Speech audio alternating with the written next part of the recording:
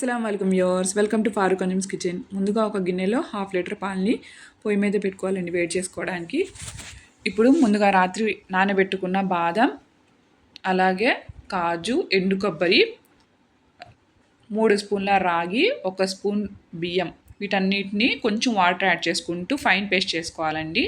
ఇప్పుడు మరుగుతున్న పాలల్లో 3 క్రష్ చేసుకునే యాలకులు వేసుకోవాలి ఫ్లేవర్ కోసం.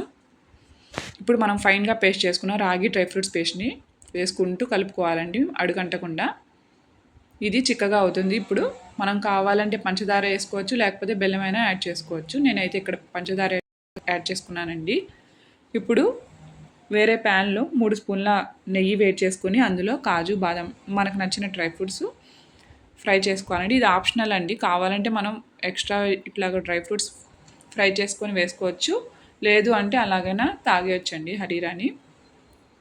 ఇప్పుడు ఫ్రై చేసుకున్న డ్రై ఫ్రూట్స్ని హరీరాలో కలిపి వేసుకోవాలండి. అంతే, ఎంతో సింపుల్ హెల్దీ హరీరా రెడీ అండి. ఇది చాలా రకాలుగా చేస్తారండి.